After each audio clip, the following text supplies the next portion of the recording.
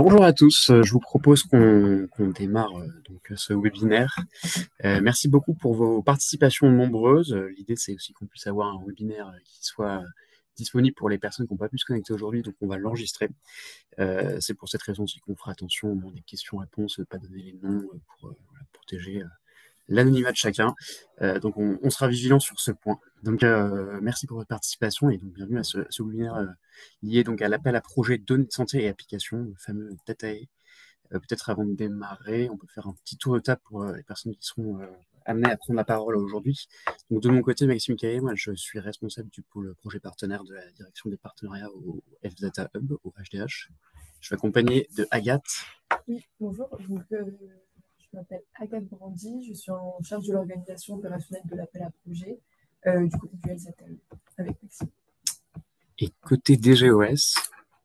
Bonjour, Ornélia Mofaoué, donc je suis à la DGOS, ministère de la Santé, et puis je suis en charge de cet appel à projet aussi. Et je remercie Maxime et Agathe pour l'organisation de ce webinaire concernant l'appel à projet. Super. En tout cas, n'hésitez pas à intervenir. Il y a un onglet normalement sur l'outil qui vous permet de nous poser les questions. Donc, nous, on les voit. On prendra le temps à la fin de la présentation de faire une séquence de questions-réponses. Si jamais pour des raisons plus techniques de son, les choses qui bloquent, n'hésitez pas aussi à nous le dire en lançant le webinaire. On a quelques petites problématiques, mais normalement, tout est opérationnel et devrait bien fonctionner. Donc l'objectif de la séance aujourd'hui, donc de ce webinaire, c'est d'avoir un échange qui soit quand même assez interactif, de pouvoir vous présenter les grands principes, les grands enjeux, les objectifs de cet appel à projet, donc qui est organisé par le ministère de la Santé par le biais de la DGOS, et pour lequel côté Data Hub, on est aussi en soutien sur la partie plus opérationnelle. Donc on va prendre le temps de présenter les attendus, les critères d'éligibilité, les critères de sélection. On fera un petit zoom sur le calendrier aussi, et puis voilà, on pourra aussi prendre le temps de répondre à vos différentes questions, en espérant que les choses soient les plus claires possibles. Alors, hop. Donc effectivement, DataE, cet appel à projet n'est pas tout à fait nouveau. On est sur la troisième édition. Deux premières éditions avaient eu lieu les 2 années précédentes où chacune des éditions a permis l'identification de 15 lauréats sur chacune des éditions, donc 30 lauréats au total. Donc c'est un appel à projet qui effectivement maintenant commence à avoir un petit peu d'ancienneté et pour lequel on espérait pouvoir rentrer dans un mode assez pérenne et dans une continuité. Donc on est très content de pouvoir être là aujourd'hui, de pouvoir à nouveau annoncer cet appel à projet et de pouvoir être à vos côtés pour pouvoir le suivre et l'activer. Donc à nouveau, n'hésitez pas à poser vos questions au fil de l'eau de la présentation. Soit on y répond directement si jamais c'est en lien avec ce qu'on est en train d'expliquer ou de raconter, soit on prend le temps à l'issue de la présentation de pouvoir revenir sur chacune des questions. Et n'hésitez pas à les compléter avec des éléments. Et encore une fois, on vous met dans le chat. On a aussi une adresse mail qui est dédiée et qui permet de pouvoir rentrer en interaction avec vous. Je crois que c'est aap.datae@elst-data-6.fr. On vous la remet dans le chat pour que vous puissiez en tout cas y accéder et nous contacter. Alors, je propose qu'on démarre directement par le vif du sujet. Donc DataE, c'est un appel à projet qui effectivement qui a été lancé maintenant il y a quelques années. On s'inscrit pleinement dans le rapport Marchand-Ravier sur l'utilisation secondaire des données de santé, qui avait eu lieu donc en décembre 2023 de mémoire. Donc troisième édition, et on vise effectivement à utiliser au mieux le réseau national entrepôt de données de santé. On est vraiment dans cette perspective-là, dans cette dynamique, et pouvoir inscrire un dispositif qui soit pérenne pour pouvoir davantage activer donc cette dynamique. L'appel à projet, il a il suit trois objectifs. Donc, produire des connaissances sur la base de la réutilisation des données secondaires, encourager l'organisation et le développement de collaboration entre différents acteurs de l'offre de soins par le biais de la mise en commun de données ou de l'exploitation de données de santé. Et l'idée ici, c'est de nourrir et d'utiliser des données de santé à des fins de recherche. Troisième point dans les objectifs, donc favoriser le développement d'expertise des offres de soins dans le domaine de l'exploitation des données de santé. Pour ceux qui sont déjà habitués à cet appel à projet, je dirais que globalement, on reste dans la même philosophie que les premières éditions. On a adapté quelques petites choses pour pouvoir davantage répondre à vos attentes et que ce soit le plus simple aussi côté porteur de projet de pouvoir y répondre, y candidater. Mais globalement, on reste dans la même philosophie. Et donc, pour ceux qui ont déjà assisté peut-être sur d'autres appels, enfin, d'autres webinaires qu'on avait organisés sur la vague 1 et la vague 2, on va être sur des choses qui sont sensiblement similaires à ce que vous avez pu déjà entendre. Mais pour autant, on vous fait une petite piqûre de rappel. Peut-être juste un point que j'ai oublié de préciser sur le budget global. L'appel à projet, 3,5 millions, qui est donc l'enveloppe qui a été fléchée et reconduite dans le cadre de cette troisième édition. Donc c'est un budget quand même conséquent. Ça n'induit pas forcément les réponses que vous allez pouvoir nous proposer aussi, hein. L'idée n'est pas forcément d'avoir un budget cible, plutôt un budget adapté à l'envergure de votre projet. Mais ça, on reviendra plutôt en détail après sur ce point. Mais voilà, sachez qu'il y a toujours un effort qui est quand même, du point de vue national, qui est porté à cette ambition et qui est reconduit dans le cadre de cette troisième édition. Les modalités d'évaluation. Alors, je propose qu'on rentre en détail dans déjà le processus de sélection. Processus de sélection, donc quelques étapes clés. Donc effectivement, il est d'ores et déjà possible de pouvoir candidater à l'appel à projet d'ATAE. On vous remet le lien de candidature dans la partie du chat pour que vous puissiez facilement vous connecter. Et c'est d'ailleurs aussi l'objectif de cette présentation, c'est de pouvoir vous aider à naviguer dans ce dossier de candidature pour que ce soit le plus simple d'y répondre, en sachant que toutes les informations sont aussi disponibles dans la note de la DGOS qu'on va vous mettre aussi dans le chat, ainsi que sur une page qui est qui est disponible depuis le site du HDH, sur lequel vous avez les grands éléments de cadrage clés pour pouvoir permettre de naviguer à la fois dans le calendrier et dans l'attendu d'appel à projet. Donc aujourd'hui, on est le 5 novembre. Vous avez encore un petit peu de temps pour pouvoir répondre à l'appel à projet, puisque la date de limite de dépôt est prévue donc le 16 janvier. Tard dans la journée, donc c'est 23h55, heure française. Et donc, charge à nous de clôturer la date limite de dépôt des candidatures et de passer à la phase d'éligibilité. Donc, pendant toute cette période-là, vous avez évidemment la possibilité d'utiliser l'adresse mail pour pouvoir nous contacter. Si jamais vous avez encore des interrogations suite à la lecture des différentes documentations qui sont fournies pour répondre à l'appel à projet, on est évidemment à votre disposition pour vous aider à naviguer le plus facilement possible. On a tout intérêt aussi que les dossiers soient les plus complets et les plus qualifiés pour que les jurys ensuite soient en mesure d'analyser les différentes candidatures. Janvier. Donc en janvier, on aura la phase d'éligibilité. Donc là, elle est plutôt côté LZAT Hub. Évidemment, on travaillera de concert avec les DGOS pour pouvoir regarder les différents dossiers qui ont été soumis, et on est sur une phase d'éligibilité. On est plutôt sur des éléments de forme, je dirais, également quelques points de fond. On va en fait faire un premier filtre pour pré-mâcher un peu le travail de la sélection qui sera opérée ensuite. Donc c'est la première lecture des dossiers, on en prend connaissance, on regarde les premiers éléments, et ensuite, en fonction de nos critères d'éligibilité qui vous sont précisés ensuite, on va pouvoir les mettre en visibilité et à disposition des membres du jury. Donc pendant le premier trimestre 2026, les membres du jury, on n'a pas encore la liste précise, mais on aura autour de 30 personnes qualifiées qui vont pouvoir rentrer dans les différentes propositions soumises, vont avoir en fait une temporalité pour pouvoir étudier chaque dossier. Et à l'issue de cette phase d'analyse et d'inspection, je dirais, des éléments que vous nous avez fournis, on pourra donc se réunir lors d'un comité de sélection où chaque dossier sera revu. L'idée, c'est qu'au regard des critères de sélection d'appel à projet, qu'on puisse noter ou quantifier en tout cas les propositions qui sont faites et se dire, à l'issue de l'appel à projet, on a identifié X projets. Donc, je ne m'avance pas forcément sur le nombre de projets puisque c'est une question aussi d'enveloppe et la DGOS saura mettre sur le choix définitif. Mais on a identifié au terme du jury les X projets qui nous semblent les plus robustes au regard de la finalité de l'appel à projet et qui répondent au mieux au cahier des charges ou à la note de la DGOS. Et ensuite, donc, trimestre numéro 2 2026. Donc, au cours de 2026, on pourra annoncer les lauréats et ça permettra de débloquer les premiers éléments d'accompagnement qu'on va aussi vous détailler aujourd'hui.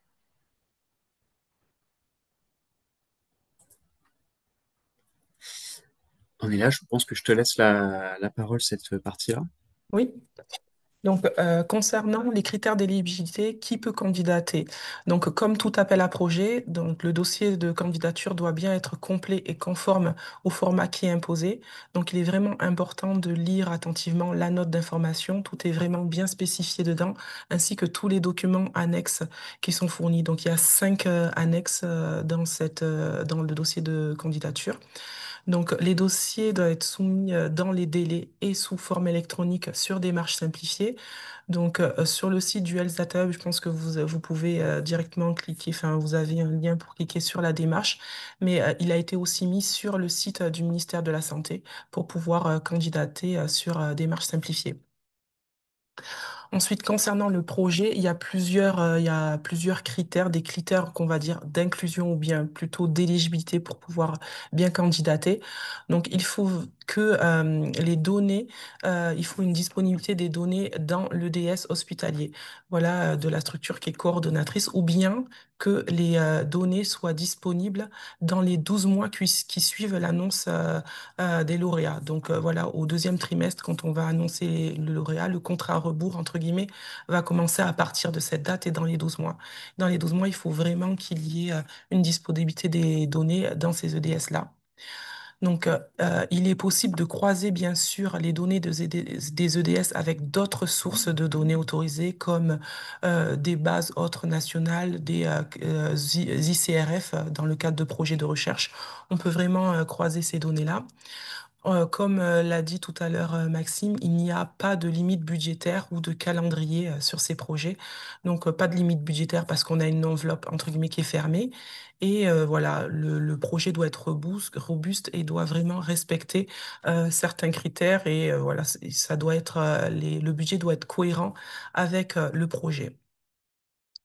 Donc, concernant les critères qui sont exclus et pour lesquels, voilà, le projet ne sera pas, voilà, bien classé, donc, il ne doit pas, le projet ne doit pas comprendre de données prospectives. Donc, on ne doit pas avoir de recueil au fil de l'eau sur ce projet puisqu'on se base vraiment sur des EDS, sur des données qui sont déjà disponibles ou en cours de disponibilité dans les 12 mois suivant l'annonce des lauréats.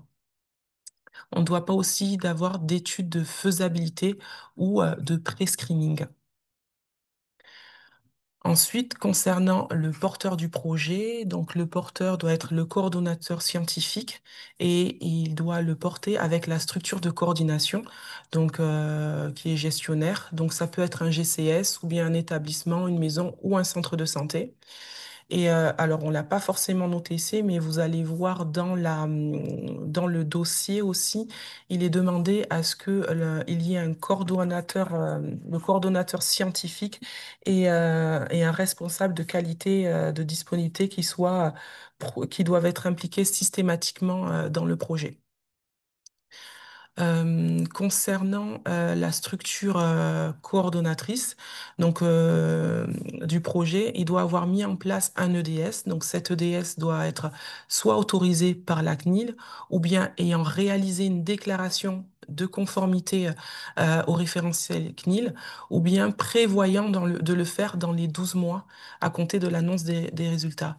Et pour cela, vous avez une fiche, donc l'annexe 1, qui a complété par le responsable de qualité ou autre permettra de montrer voilà où en est le statut de l'EDS, autorisé, en cours d'autorisation ou prévoyant d'être autorisé dans les 12 mois. Donc vous avez tout dans la note d'information et dans l'annexe 1 du dossier. Merci beaucoup, Ornelia. Merci. Regarde, je te laisse la main sur le petit détail des différentes annexes. Je te propose peut-être de te rapprocher de mon PC parce qu'il y a une prise de son qui est là, ou je le rapproche en tout cas. N'hésitez pas à me faire signe si le son n'est pas exceptionnel.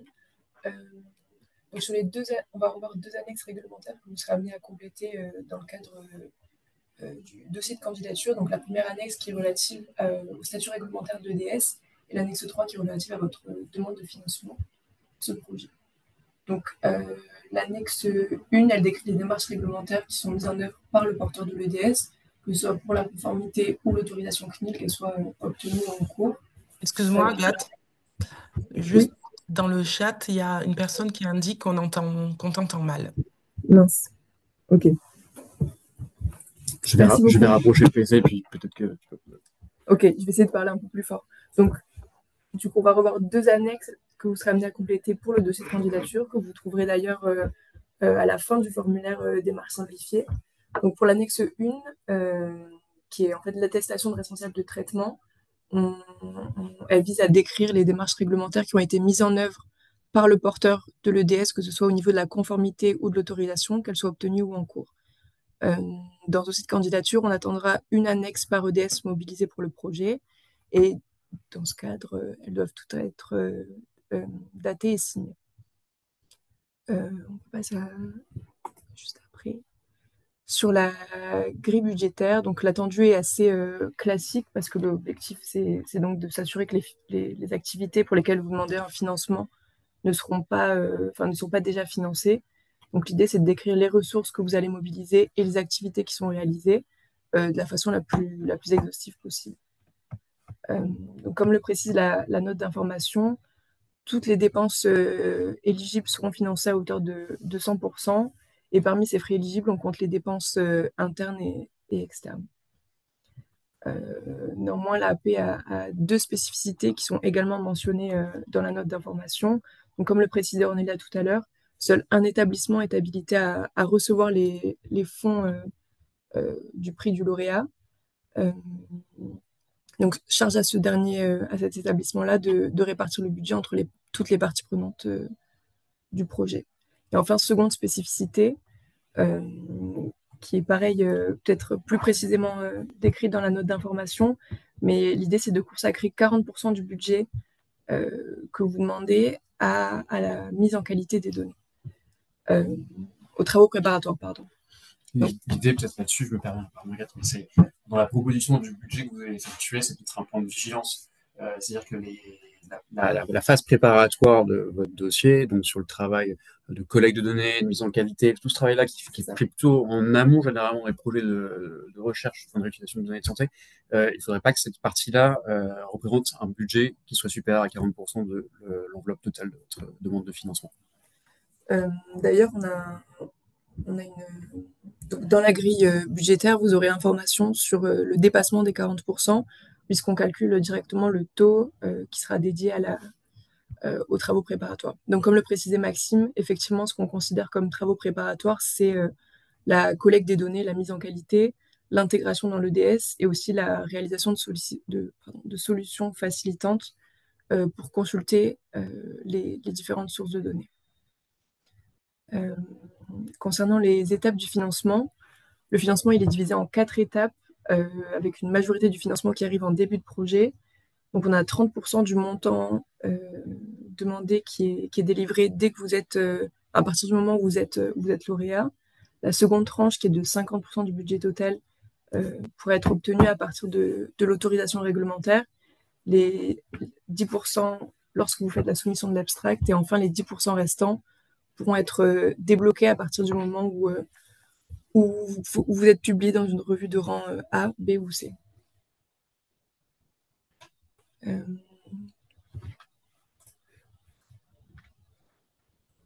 Donc sur les critères de sélection, pour les personnes ayant candidaté ou ayant regardé la note d'information pour les éditions précédentes, on reste sur les mêmes critères de sélection. Donc on aura un jury habilité à évaluer les dossiers qui sera composé de 3 collèges d'expertise, donc clinique, méthodologique et en sciences de la donnée.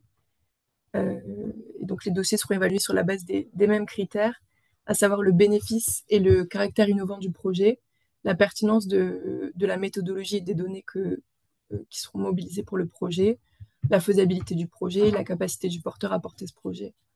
On encourage également à contribuer à l'open science, ce qui ne sera pas un critère en tant que tel, mais qui fera la différence sur l'évaluation de vos dossiers. Peut-être là-dessus aussi en sous-titre, mais c'est vrai que c'est un appel à projet qui s'inscrit un peu dans cette dynamique-là. Enfin, voilà, aussi que côté DGOS et côté SDSAE, c'est partie aussi des vrais centres, des vrais points d'intérêt qu'on a, qu'on met au cœur de notre action. Donc, en tant que tel, c'est pas forcément quelque chose qui va être regardé directement. Par contre, on a l'habitude que ce soit un critère qui soit quand même très différenciant entre des dossiers qui sont de niveau ou propositions équivalentes. Donc, on peut que vous encourager à aller dans ce sens-là, à faire la démonstration dans les dossiers aussi, de pouvoir identifier, flécher des éléments qui pourraient servir à d'autres équipes de recherche qui pourraient être ouvertes. Ça, évidemment, on pourra prendre le temps d'en discuter ultérieurement. Ça peut mériter des discussions un peu longues, mais c'est vrai que il arrive assez régulièrement que des équipes se disent, en fait, dans le cadre de ma recherche, je vais travailler sur un code, sur un algo, sur quelque chose comme ça. Ça va pas forcément me servir à la fin. En fait, on a tout intérêt, j'entends la communauté scientifique, en tout cas à pouvoir s'appuyer dessus, à gagner tous du temps et à le mettre à disposition de manière libre, sous licence permissive, etc. Donc c'est vraiment quelque chose que nous, on encourage fortement. Qui s'inscrit à la fois dans les missions du HDH et de la DGOS en vue de construire un patrimoine national de données de santé.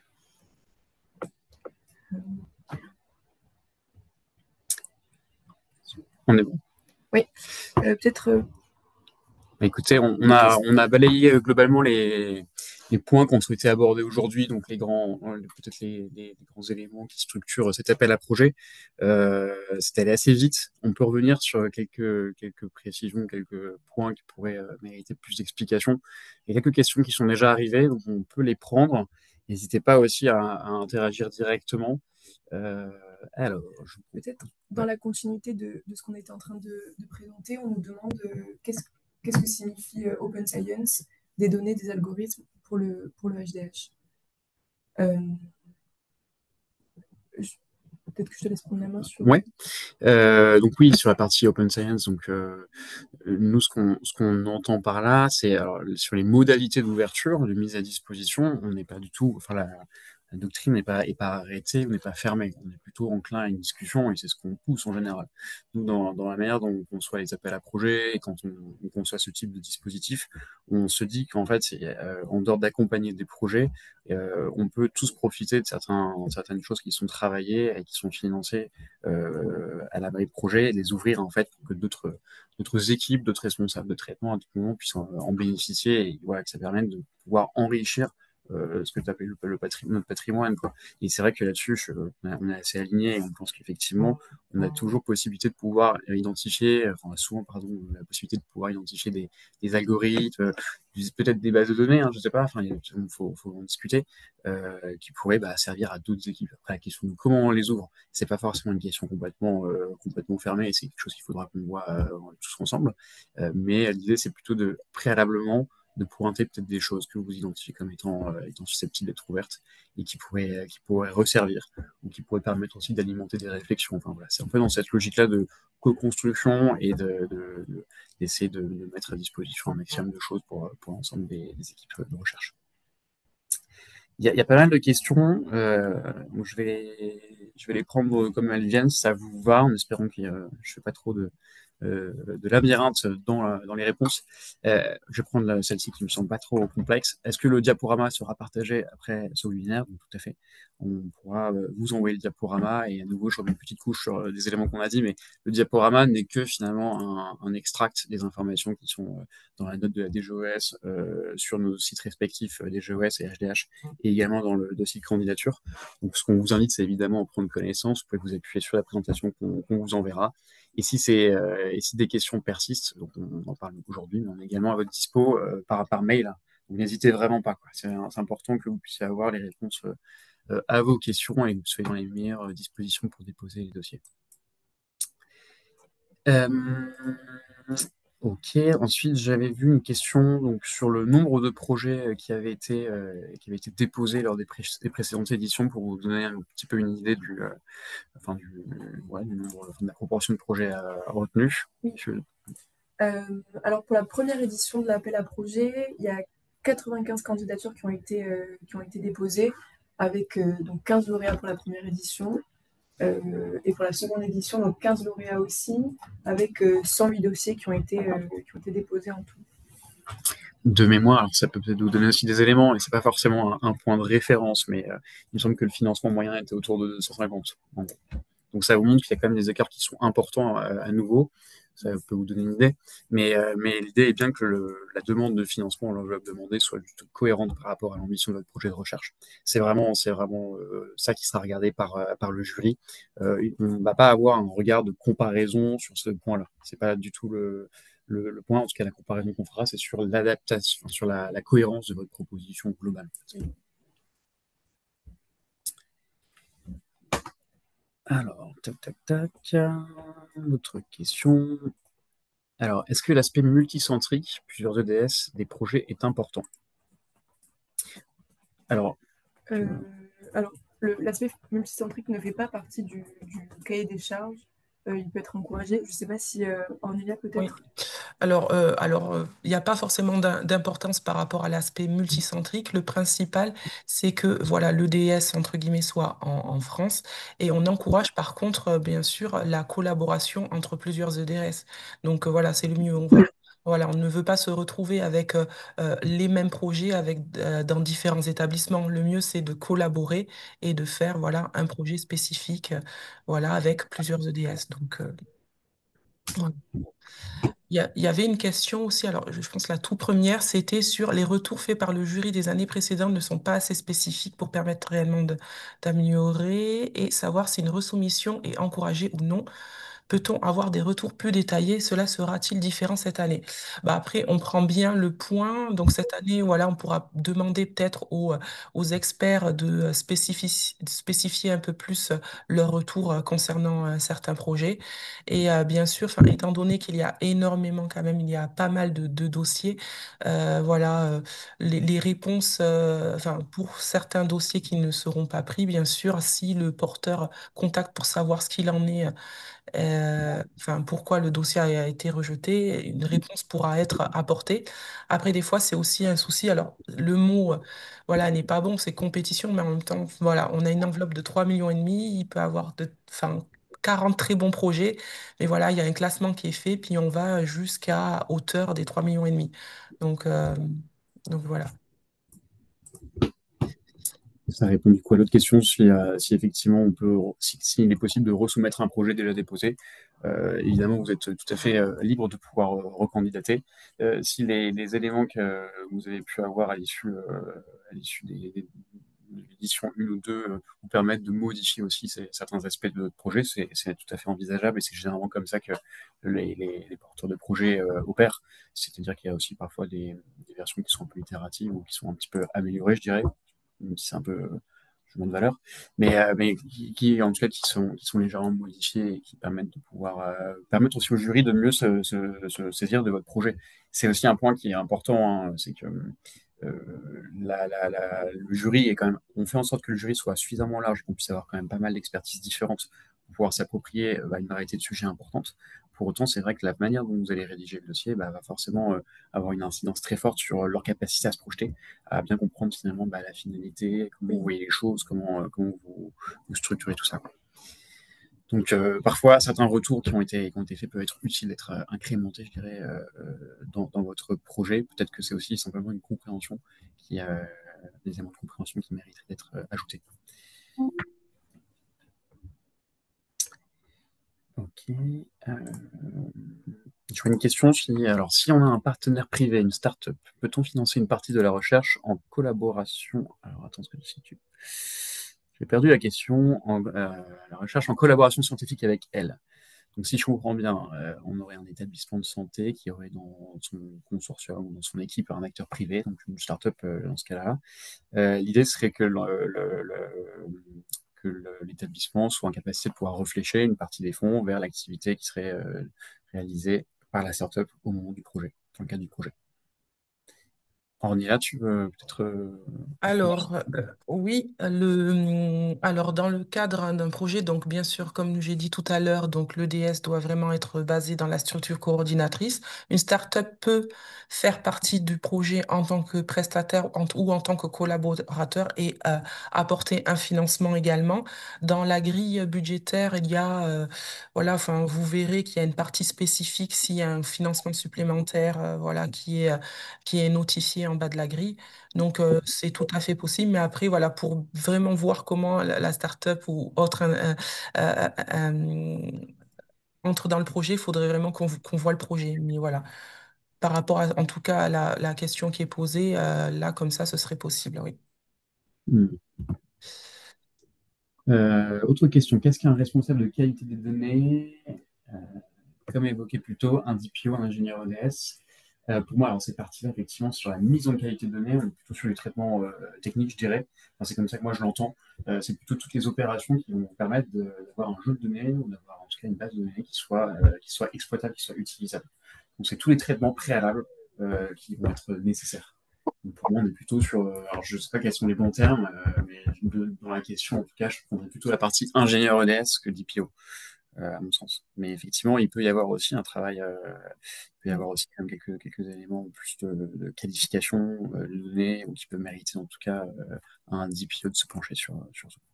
Ouais. Et comme dit Maxime, c'est exactement ça. En fait, c'est parce que là, le terme, en fait, il y a autant de métiers que voilà. Donc, en fait, on a utilisé un terme global, quoi. Responsable de la qualité de données peut avoir, Mm. voilà. Il y a plusieurs métiers qui peuvent faire ça. Donc, c'est vraiment un terme global, mais c'est celui, voilà, qui s'occupe de tout ce qui est qualité des données, comme l'a dit Maxime. Une question plus enfin, de processus méthodologie dans l'appel à projet. Est-ce que nous avons accès au rapport du jury? Donc effectivement, c'est ce qu'on, enfin, c'est en écho, pardon, ce qu'on vient de dire. Effectivement, le jury en fait se fait à huis clos et on ne publie pas de compte rendu du jury, justement pour que ce soit, pour que la parole soit la plus entre guillemets libérée. Jusqu'à présent, on n'a jamais changé cette règle. Et a priori, dans le cadre de cette troisième édition, on va effectuer le même fonctionnement. Jusqu'à présent, en tout cas, on se rend compte que c'est aussi une méthode qui fonctionne bien avec nos membres du jury. Ça prend aussi pas mal de temps. Donc, on n'est peut-être pas encore amené à changer ce point. Il y a une question sur les maladies rares. Donc, les maladies rares font-elles partie du spectre des maladies concernées par cet appel à projet? Alors, il n'y a pas de maladie spécifique concernant dans cet appel à projet. On veut juste, voilà, se baser sur des EDS, sur un projet de recherche qui se base sur des EDS. Donc, quelle que soit la maladie, quel que soit le projet de recherche, en tout cas, il faut que ce soit un projet de recherche. Hmm. Tac, tac, tac. Je vois qu'il y a deux questions qui ont l'air de se ressembler.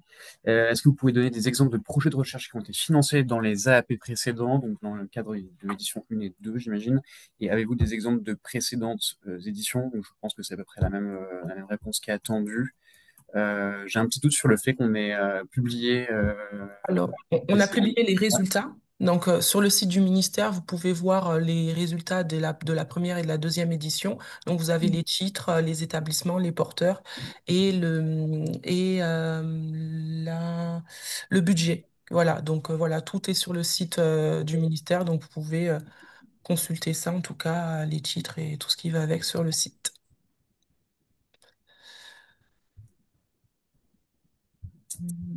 Et je vois qu'il y a deux autres questions qui ont l'air osciller dans le même sens par rapport au caractère transnational, je ne sais pas quel bon terme, en tout cas des partenaires. Donc je lis la question, hein. Est-ce que cet appel à projet peut s'appliquer à un EDS de cohorte? Pardon, j'ai sauté la question, c'était trop vite. La question est, est-ce que nous pouvons associer des EDS européens, internationaux, anglo-saxons? Et l'autre question est, bonjour, est-il possible d'avoir des partenaires UE ou hors UE? Euh, je pense que cette question avait déjà été un peu abordée lors des précédentes éditions. Je te laisse en dire peut-être. Oui.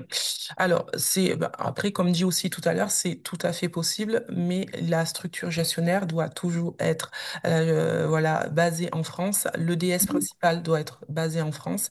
Et après, c'est comme la question précédente, c'est en gros, voilà, si il peut y avoir plusieurs EDS pour lesquels voilà, on fait un projet de recherche. Et bien sûr, c'est écrit dans la note d'information.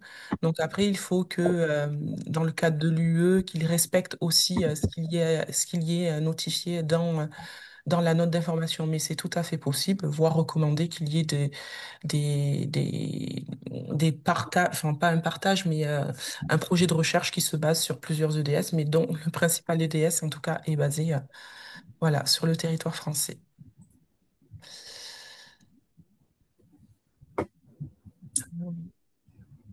Alors, quels sont les profils de partenaires qui peuvent participer au consortium? Je pense qu'on en a un petit peu parlé, hein. Euh, Alors les profils, là, on pourra pas forcément voilà, répondre là parce que voilà, il n'y a pas forcément d'exemple. Après, il faut voir en fonction de, voilà, du projet que vous avez en tête. en tout cas. Et voilà, lire la note pour voir si c'est vraiment en cohérence avec ce qu'il y a décrit. Mais là, pour l'instant, le profil, on peut pas en donner un comme ça. Euh, quels, s- quelles sont les différences par rapport à l'AAP de l'année dernière? Vous avez parlé d'ajustement. Alors, il y a eu un ajustement qui s'est fait entre l'AAP de la première édition et la deuxième.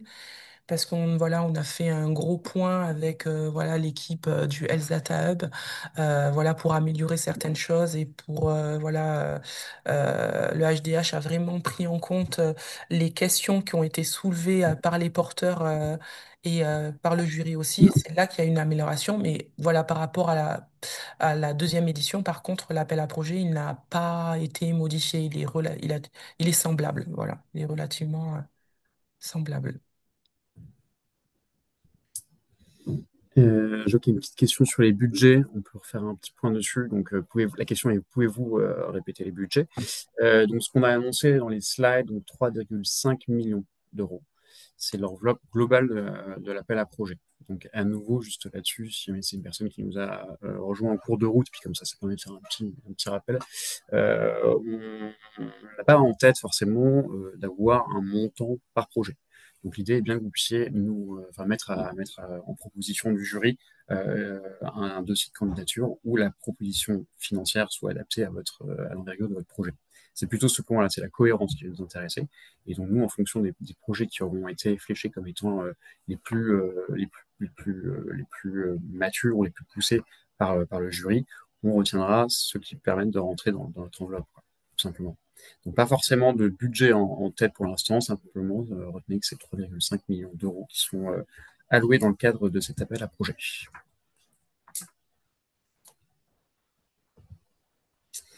Je vois qu'il y a d'autres questions un peu plus process. J'en ai vu une sur la. Je suis désolé, le petit onglet de questions bouge un petit peu, du coup je m'y perds. Mais il y avait une question sur les critères de sélection, les critères qui sont transmis aux membres du jury. En fait, ces éléments-là, le jury se base en fait sur la note de la DGOS et donc sur les différentes informations qu'on a aussi présentées aujourd'hui, donc les différents critères de sélection. C'est ces éléments-là qui sont mis en avant, qui sont structurés pour pouvoir aider le jury à se positionner, à se poser des questions par rapport à vos dossiers de candidature. Mais on reste là-dessus. Donc évidemment, l'idée c'est plutôt de répondre, enfin de faire la démonstration que votre projet répond à ces critères de sélection. Et vous pouvez tout à fait aussi, je dirais, introduire dans votre rédaction d'autres éléments qui vous paraissent pertinents et qui, selon vous, apportent une vraie valeur ou un facteur différenciant. On a parlé donc de la démarche de sciences ouvertes, open science, tout à l'heure. Ça peut être ça, ça peut être d'autres choses aussi. C'est aussi à vous je pense que tout en faisant des dossiers qui soient synthétiques, l'important c'est aussi que vous puissiez mettre un certain nombre d'éléments qui permettent au jury de pouvoir se projeter et comprendre vraiment qu'est-ce que vous voulez faire. C'est ça qui est important. Alors, donc ça on a répondu. On a répondu ça. Tac, pardon. Donc, pas mal de questions sur les rapports d'évaluation, je pense qu'on en a parlé. Bonjour, merci pour cette présentation. Le coordonnateur scientifique peut-il être un non titulaire? HUCCA. Ça, j'ai perdu la question. Je sais plus. Ouais, pardon. Je la relis, excusez-moi, j'avais plus la question sous les yeux. Merci pour cette présentation. Le coordonnateur scientifique peut-il être un non titulaire AHU-CCA ou cela doit être un titulaire? Ornelia, je botte un peu en touche là. Ouais, alors je vais répondre. Alors, dans le cadre des projets de la DGOS, en tout cas PHRC, donc le porteur principal doit être un praticien hospitalier ou un universitaire. En revanche, les non titulaires, donc AHU, CCA, peuvent être associés comme co-investigateurs ou contributeurs scientifiques, ou bien voir, ils peuvent être coordonnateurs scientifiques si un responsable tutélaire est officiellement identifié comme garant du projet. Voilà, on suit les règles des GOS et PHRC. Voilà. Merci beaucoup.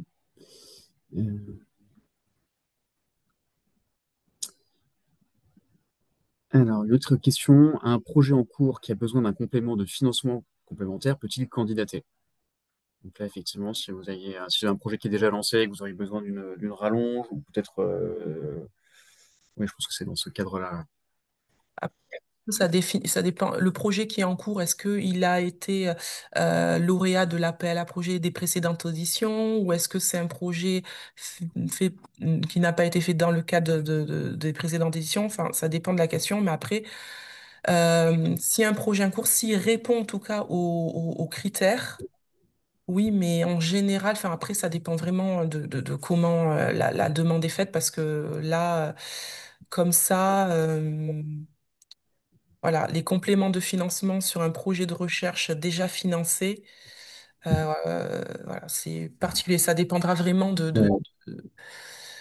du projet là, comme ça. C'est compliqué C'est et par compliqué, ouais. ailleurs, je vous encourage, en tout cas, si vous soumettez, à bien identifier les postes de dépenses, parce que une des premières questions qui va tomber, c'est le double financement, et ça, pour le coup, on sera hyper vigilant à respecter cette règle de finances publiques. Donc, voilà, si vous formulez une réponse, pensez à bien expliquer finalement qu'est-ce qui est déjà financé, comment, pourquoi, et à quoi correspond la demande de financement complémentaire. Donc, peut-être que dans ce genre de cadre un peu plus complexe, vous pouvez aussi nous écrire sur l'adresse mail. Je pense que c'est plus simple de détailler avant de vous lancer dans la rédaction d'une réponse. Je Mm, pense que c'est plus prudent. En tout cas, on est à votre disposition pour creuser. Je pense que c'est assez spécifique oui. et ça peut valoir le coup. Et il y a une question plus peut-être pratico-pratique, démarche simplifiée. Si on a déjà un compte personnel, peut-on créer un autre compte professionnel pour Dataï? Vous pouvez tout à fait. Alors, je vous avoue, je suis pas expert des marches simplifiées, mais je l'utilise quand même assez régulièrement. Il me semble qu'il n'y a pas de frein à la création de compte là-dessus. C'est une question d'adresse mail. Alors, en général, Mm, ce qui est important, c'est que soit dans le site de candidature ou soit via cette adresse mail, c'est que vous nous identifiez comme un contact que nous, on va pouvoir utiliser facilement si c'est une adresse personnelle que vous mobilisez. En tout cas, nous, on aura besoin à un moment de revenir vers vous, donc ce sera par ce biais-là. Après, sur démarche simplifiée en tant que telle, je vous invite à essayer. Pour moi, il ne me semble pas qu'il y ait de blocage particulier sur le site, enfin sur la collection.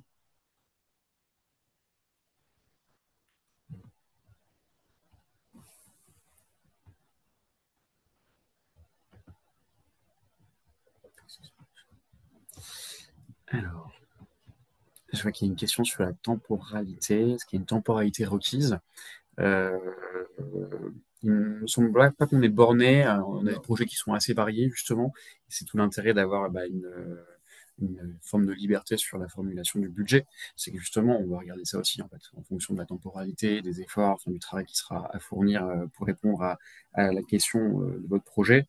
Il faudra évidemment adapter tout ça. Donc, il n'y a pas de temporalité qui sont définies dans la note. Effectivement, le calendrier n'est pas borné. Après, pareil, dans les critères d'éligibilité, donc pour la temporalité qui sera liée aux travaux de préparation, eux sont limités à 12 mois par contre.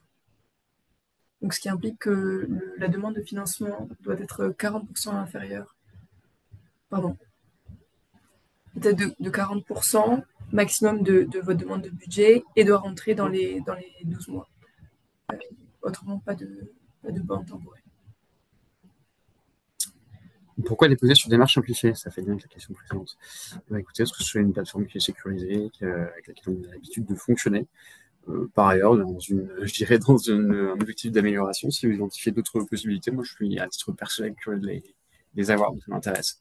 Mais pour l'instant, en tout cas, on a l'habitude de travailler via cette plateforme, et structurer aussi les réponses. Il y a une vision que vous avez peut-être, enfin, voilà, je ne sais pas si vous avez déjà participé à un jury, mais c'est vrai que derrière, avoir des dossiers qui soient bien structurés, c'est aussi important pour pouvoir finalement faciliter un petit peu le travail d'appropriation du jury. En général, on a quand même pas mal de dossiers à relire et c'est un gros travail. Je vois une question sur le chaînage ODS, SNDS. Alors, on a déjà eu des projets comme ça. Est-ce qu'il est encouragé? Je ne dirais pas forcément que c'est encouragé, c'est pas forcément l'objet, la finalité absolue de l'appel à projet. En revanche, si vous avez un projet qui nécessite un chaînage, notamment avec la base principale du SNDS, c'est tout à fait pertinent et intéressant de pouvoir euh, formuler une proposition en ce sens. De la même manière, alors, tu vois, j'en profite un petit peu, sans faire trop de promotion côté HDH sur la base principale du SNES. On a aussi pas mal de ressources qui sont sur le site disponibles. Et si vous avez besoin qu'on rentre un petit peu plus en détail sur ces éléments, on est aussi à votre disposition. Il y a quand même pas mal de travaux qui sont en cours et une note de service qui est mise à disposition des projets de recherche, comme pourrait être le vôtre dans le cadre de cet appel à projet.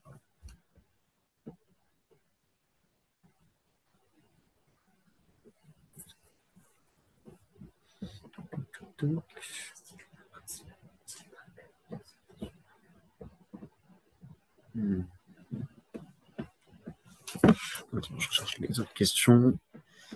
Hop, dernière question, pardon. Les questions très, Ouais. très spécifiques, pardon, excuse-moi. Après, pour les questions très, très spécifiques, voilà, c'est compliqué de répondre là quand on n'a pas le contexte. Donc, pour certaines questions, voilà, vraiment plus spécifiques, je pense qu'il serait bien d'envoyer, du coup, les questions par mail et avec tout le contexte qu'il y a à côté. Euh, Par exemple, là, il y a une question, bah là, je peux répondre. Les projets et non les EDS doivent-ils avoir déjà obtenu une autorisation réglementaire type CSE de l'EDS? Bah, comme dit, au moment où on dépose le projet, si l'EDS n'a pas encore d'autorisation, voilà, il n'y a pas de problématique. Si c'est en cours d'autorisation, pas de problématique. Mais dans les 12 mois, en tout cas, il faut qu'il y ait eu une mise en conformité. Et après, quand vous parlez de projets et non les EDS, par contre, vous parlez, je ne sais pas si c'est des projets de recherche ou autres. Dans tous les cas, même les projets de recherche, dans le cas en tout cas de nos appels à projets DGOS, au moment du dépôt, voilà, l'autorisation réglementaire n'est entre guillemets pas obligatoire. Mais là, voilà, on parle bien spécifiquement à l'EDS. Voilà, on a vraiment voilà, une deadline de 12 mois après l'annonce des lauréats. Je vois qu'il y a une question sur une même équipe ou un même EDS peut-elle cumuler d'être lauréat en fait d'un appel à projet d'une édition précédente. Alors ça pose pas de difficulté à partir du moment où vous déposez un dossier qui est sensiblement différent. Voilà, si vous nous remettez le même projet, on risque de vous dire que ça a déjà été vu, que vous avez déjà été, enfin vous bénéficiez d'un accompagnement, mais il n'y a pas de filtre lié à ça. Je crois qu'il y a un critère qu'on n'a pas précisé, aussi un point d'attention. Dans le cas où on aurait besoin de départager des dossiers, c'est vrai qu'on va aussi avoir euh, en point de vigilance le besoin d'essayer d'avoir une sorte de représentativité géographique, je dirais, pour essayer d'avoir aussi un peu différents types de projets, différentes centres d'expertise. C'est un point voilà, qui peut être intéressant d'avoir en tête.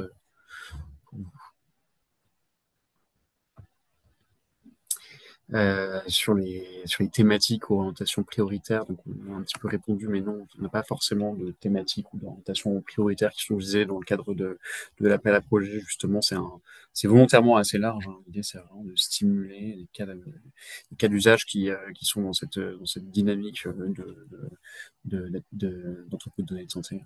tout en ayant, tout en ayant en visibilité les critères de sélection qui sans borner de thématiques, encouragent quand même à rentrer dans le cadre d'un bénéfice pour l'intérêt public.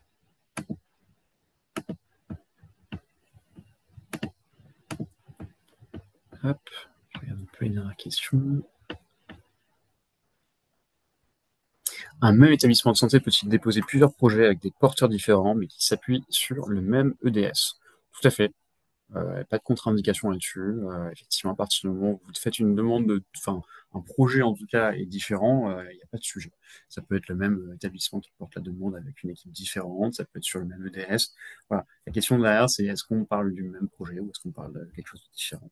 Et pour nous, en tout cas, il n'y aura pas on ne pénalisera pas, en tout cas, enfin, si vous avez deux dossiers qui sont déposés, ce ne sera pas un facteur qui viendra vous pénaliser.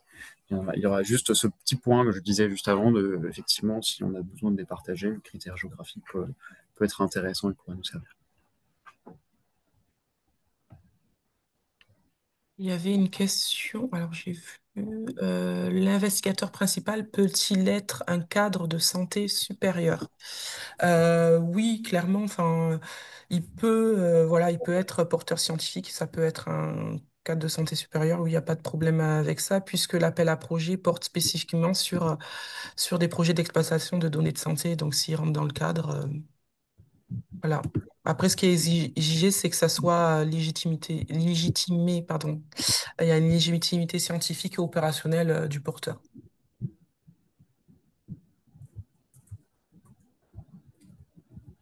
Et alors, il me reste plus beaucoup de questions là, mais alors, j'en vois une. Donc, est-ce que cet appel à projet peut s'appliquer à un entrepôt de données de santé de cohorte hébergé dans un entrepôt de données de santé hospitalier? À De, partir du... Ouais. de cohorte dans un entrepôt de données de santé hospitalier. En gros, dans l'entrepôt de données de santé, il y a des données issues d'une cohorte. Donc, oui, ben, comme ça, je dirais oui.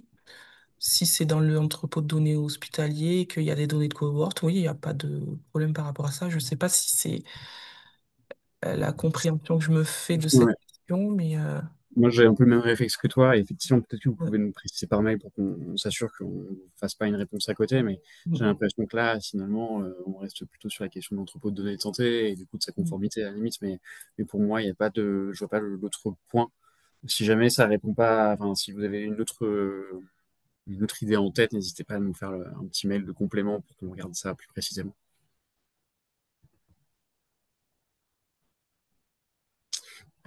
Doit-on soutenir un projet clinique? Est-ce un plus?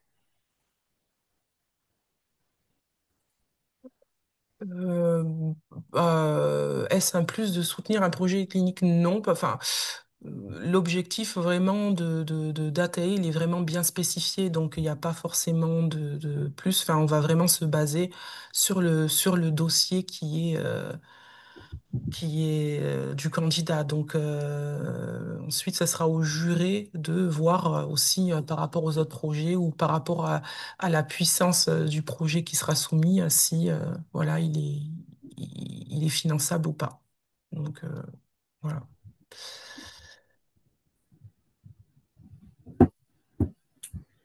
Euh, Dans le cas d'un EDS en cours de constitution, le budget du projet de recherche peut-il comporter un volet financement pour entrepôt de données de santé?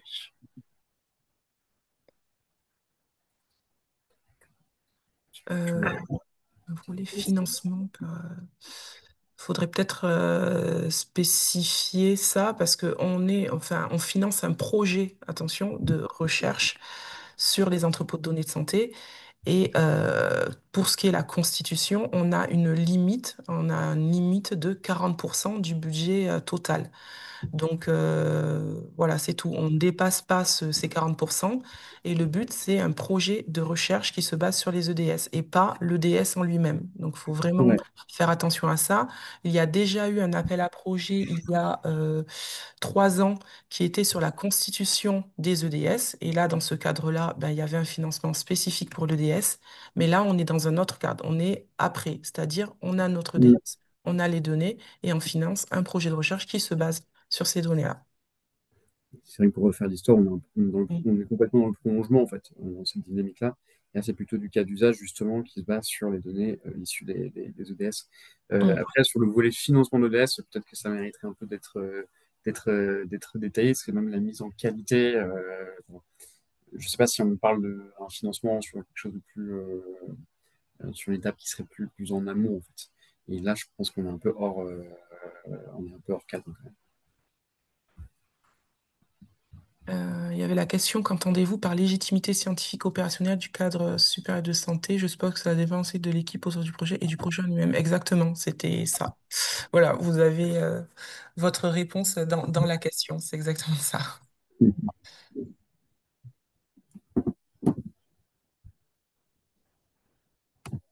Est-ce que vous avez peut-être d'autres questions? Après, l'idée, c'est que si vous pensez qu'un temps d'instruction serait nécessaire pour vous répondre, n'hésitez pas à nous joindre par mail, on se fera un plaisir de vous répondre. Ouais, désolé pour la partie questions-réponses. Moi, je trouve quand même pas mal de questions. Donc, c'était compliqué de les prendre, de les traiter un peu par thématique. On a essayé de faire ça au mieux. Euh, alors, là, il y a une question qui vient de revenir. Les états, je partie de la mise en qualité, tous mois avec 40. Ornelia, est-ce que tu as un avis sur cette question? Alors, les étapes de TAL, c'est-à-dire de mise en qualité des données dans les 12 mois, oui, oui, oui, ça fait partie Ça peut faire partie de ça. Mais ça veut dire que dans les 12 mois, faut la mise en qualité, mais aussi que tout soit dans le DS. Donc, je ne sais pas si le délai, il sera assez long, mais oui, oui, ça rentre dedans. Ça peut rentrer dedans, en tout cas.